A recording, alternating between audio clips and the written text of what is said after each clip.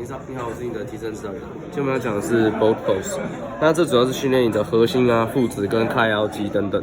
对，那这个动作它就是因为它在地上这个支点可能比较不好，所以可能会有一个压力在。对，那我可能做的是这边在单杠上做抬腿。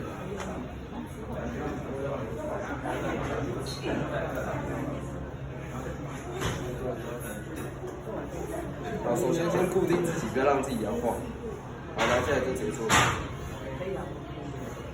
然后这个下来的时候，髋关节保持不要变成前倾，就不要翘屁股，就保持后倾的状况来推下。那如果这个做不到的话，可以用屈膝的方式，这样难度会降低。对，是这样。谢谢。